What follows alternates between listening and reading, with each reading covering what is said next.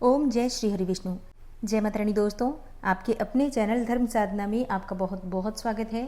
माँ भगवती दुर्गा की कृपा सदैव आप और आपके समस्त परिवार पर बनी रहे। दोस्तों, आज की वीडियो में मैं आपसे बात करने वाली हूँ निर्जला एकादशी व्रत के विषय में। ज्येष्ठ मास की शुक्ल पक्ष की एकादशी को निर्जला एकादशी कहते हैं और जैसा कि इस एकादशी का नाम है निर्जला, अर्थात बिना जल और अन्न के इस व्रत को धारण करते हैं। और पुराणों के अनुसार इस व्रत को धारण करने से पूरे वर्ष भर की एकादशी का पुण्य फल हमें प्राप्त हो जाता है, क्योंकि ये व्रत बहुत कठिन है। ज्येष्ठ मास की तपती हुई गर्मी में ये व्रत आता है और ऐसे में इस व्रत को निर्जल धारण करना मतलब बिना जल के इस व्रत को रहना, तो ये किसी तपस्या से कम नहीं है। और इसलिए शास्त्रों में कहा गया है कि जो भक्त निर्जला एकादशी का व्रत निर्जल धारण करते हैं और विधि विधान से भगवान श्री विष्णु की पूजा करते हैं, मंत्रों का जप करते हैं, रात्रि में जागरण करते हैं और एकादशी पर अखंड दीप दान करते हैं, तो ऐसे भक्तों के कायिक, वाचिक और मानसिक समस्त प्रकार के पाप कर्म समाप्त हो जाते हैं और मन चाही कामनाएं पूर्ण होती हैं, भौतिक सुखों की प्राप्ति होती है और भगवान श्री विष्णु की असीम कृपा से मरणोपरांत वैकुंठ लोक की प्राप्ति होती है, अर्थात मोक्ष की प्राप्ति होती है। तो निर्जला एकादशी का व्रत बहुत महत्वपूर्ण है। अगर आप व्रत धारण करते हैं तब तो अत्यंत ही श्रेष्ठ है। अगर किसी कारणवश आप व्रत नहीं कर पाते हैं, मतलब निर्जला नहीं रह पाते हैं, तो आप फलाहार के द्वारा, जलाहार के द्वारा भी इस व्रत को धारण कर सकते हैं। जैसे कि अगर आप अस्वस्थ हैं या फिर बुजुर्ग हैं, बालक हैं या फिर किसी भी कारणवश व्रत रखने में समर्थ नहीं है, तो ऐसे में भी आपको प्रयास करना चाहिए कि आज आप अन्न का सेवन ना करें। ठीक है, अगर आप इस प्रकार से बिना अन्न का सेवन किए फलाहार या जलाहार के द्वारा भी व्रत रखते हैं तो भी भगवान श्री विष्णु की असीम कृपा आपको प्राप्त होती है, क्योंकि आपने अपने सामर्थ्य के अनुसार, जैसे भी आपकी शारीरिक क्षमता है उसके अनुसार आपने व्रत धारण किया। ठीक है, जो स्वस्थ हैं और कर सकते हैं निर्जला व्रत, उन्हें तो पूरी तरह से निर्जल रहने का प्रयास करना ही चाहिए। और जो भक्त कोई भी एकादशी नहीं कर रहे हैं, जैसे कि वर्ष भर की एकादशी अगर आप नहीं करते हैं और अगर आपकी इच्छा है व्रत करने की, तो निर्जला एकादशी का व्रत आप कर सकते हैं। मतलब मात्र निर्जला एकादशी का व्रत भी आप चाहें तो कर सकते हैं। अच्छा, कई भक्त हैं जो कि व्रत का प्रारंभ करना चाहते हैं, तो आप चाहें तो निर्जला एकादशी व्रत से अपने व्रत का प्रारंभ कर सकते हैं। ठीक है, यहाँ कई भक्तों के प्रश्न आ सकते हैं कि अभी अधिक मास लगा है तो व्रत नहीं करना चाहिए, मतलब नए व्रत का प्रारंभ नहीं करना चाहिए। देखिए, जैसे कि अन्य व्रत होते हैं, मान लीजिए करवा चौथ का व्रत हो या फिर जैसे कि तीजों का व्रत होता है, तो ये आप अपनी परिवार की परंपरा का ध्यान रखते हुए करते हैं। मतलब जैसा परिवार में बताया जाता है या जैसा परिवार में नियम होता है उसके अनुसार आप करते हैं। लेकिन जब बात एकादशी की आती है तो एकादशी मोक्षदायिनी व्रत है। इस व्रत को जब भी आपका मन करता है, जब भी आपकी इच्छा हो, आप व्रत कर लीजिए, क्योंकि हमें नहीं पता कि अगली एकादशी तक हम रहे ना रहें, क्योंकि सांसों का हमें तो नहीं पता। और एक भी एकादशी अगर हम कर लेते हैं तो उसका बहुत अधिक पुण्यफल प्राप्त होता है। तो अगर आप मुझसे पूछते हैं, मैं कहूँगी बिल्कुल कीजिए एकादशी का व्रत।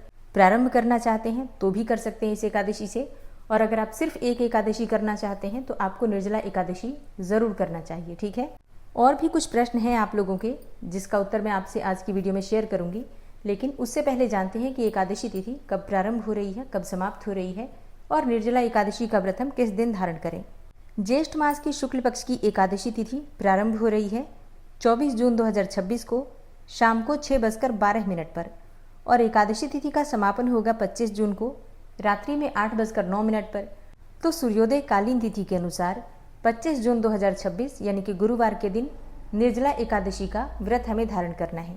और गुरुवार के दिन निर्जला एकादशी का व्रत अत्यंत श्रेष्ठ है, अत्यंत उत्तम है।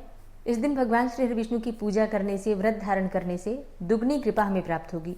अब जैसे कई भक्तों के प्रश्न आएंगे कि हम निर्जला एकादशी का व्रत करना चाहते हैं लेकिन गुरुवार का भी व्रत है, तो कैसे करें। देखिए, दोनों व्रत एक साथ कर सकते हैं। संकल्प लेकर, मतलब दोनों व्रत का संकल्प ले लीजिए और फिर विधि विधान से पूजा कर लीजिए। देखिए, पूजा एक समान ही होती है दोनों व्रतों की।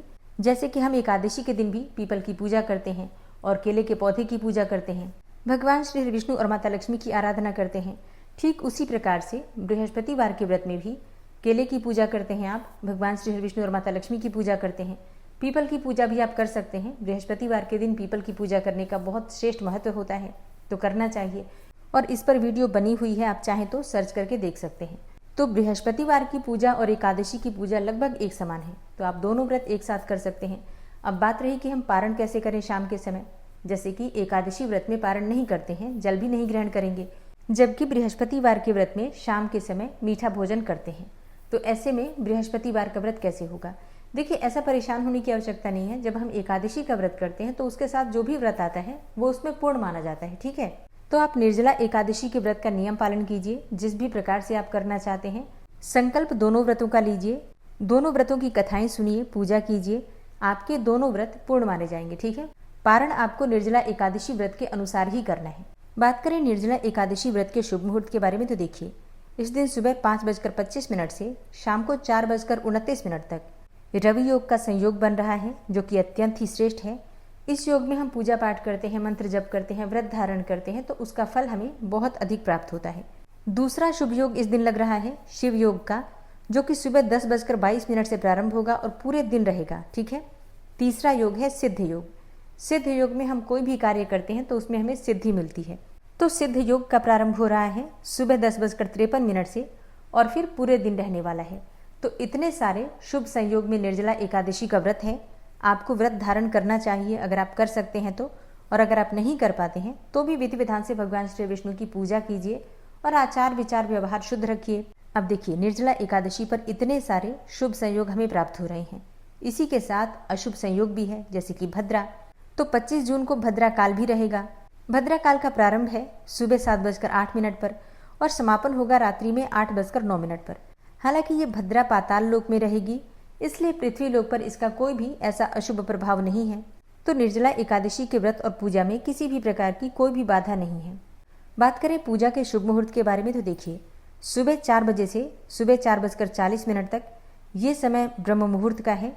इस समय में आप स्नान कर सकते हैं और विधि विधान से भगवान श्री विष्णु की पूजा प्रारंभ कर सकते हैं।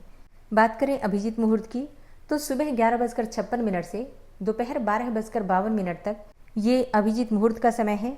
इस समय में आप कोई भी शुभ कार्य प्रारंभ कर सकते हैं। बात करें राहु काल की, तो दोपहर 1:30 से दोपहर 3 बजे तक ये राहु काल का समय है और राहु काल में कोई भी शुभ या फिर नया कार्य प्रारंभ नहीं करना चाहिए। अब बात करते हैं एकादशी व्रत के पारण के शुभ मुहूर्त के बारे में। तो एकादशी व्रत का पारण हम करते हैं द्वादशी तिथि में, और द्वादशी तिथि प्रारंभ हो रही है 25 जून की रात्रि में 8:09 पर और द्वादशी तिथि का समापन होगा 26 जून 2026 को रात्रि 10:22 पर। निर्जला एकादशी व्रत के पारण करने का शुभ मुहूर्त है 26 जून 2026 शुक्रवार को सुबह 5:25 से सुबह 8:13 तक। इस समय में आप अपने व्रत का पारण कर सकते हैं, अपना व्रत खोल सकते हैं। तो एकादशी का व्रत हमें धारण करना है 25 जून को। 24 जून को दशमी तिथि के नियम का पालन करेंगे, शुद्ध और सात्विक भोजन लेंगे, ब्रह्मचर्य का पालन करना है। महिलाएं हैं, लड़कियां हैं तो बाल धो लीजिएगा बुधवार के दिन ही, क्योंकि एकादशी के दिन हम बाल नहीं धोते हैं, तो एक दिन पहले ही बाल धो लीजिएगा, ठीक है। 25 जून को व्रत धारण करेंगे, निर्जला या फिर जलाहार, फलाहार, जो भी आपकी सुविधा हो, शारीरिक क्षमता हो, उसके अनुसार से आप व्रत कर सकते हैं। और 26 जून को एकादशी व्रत का पारण करना है। अब जैसे कई भक्तों के प्रश्न आ सकते हैं कि अगर 25 जून की रात्रि में द्वादशी तिथि लग जा रही है तो क्या द्वादशी लगने के बाद हम जल ग्रहण कर सकते हैं? नहीं, देखिए, एकादशी का व्रत अगर आप धारण करते हैं, निर्जला या फिर जलाहार या फिर फलाहार, जिस भी नियम से आप करते हैं, उस नियम का पालन हम करते हैं अगले दिन सूर्योदय तक, यानी कि पारण के शुभ मुहूर्त तक। तो ऐसे में अगर आप निर्जला एकादशी का व्रत धारण कर रहे हैं और निर्जला व्रत धारण कर रहे हैं तो आपको पारण के शुभ मुहूर्त में ही जल पीना है, ठीक है।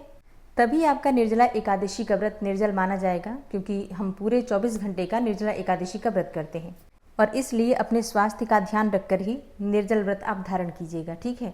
उम्मीद करती हूँ ये वीडियो आपके लिए उपयोगी होगी। वैसे और भी अगर आपका कोई भी प्रश्न हो तो कमेंट बॉक्स में आप लिख सकते हैं, तो जल्दी ही आपके प्रश्नों के उत्तर आपको वीडियो में मिल जाएंगे। वीडियो अच्छी लगी हो तो लाइक कीजिएगा, शेयर ज़रूर कीजिएगा और चैनल पर पहली बार आए हैं तो सब्सक्राइब करके बेल आइकन को ज़रूर प्रेस कर लीजिए अगर आपको आज की वीडियो अच्छी लगी है तो। मिलती हूँ मैं आपसे अगली वीडियो में, तब तक के लिए जय श्री राधे।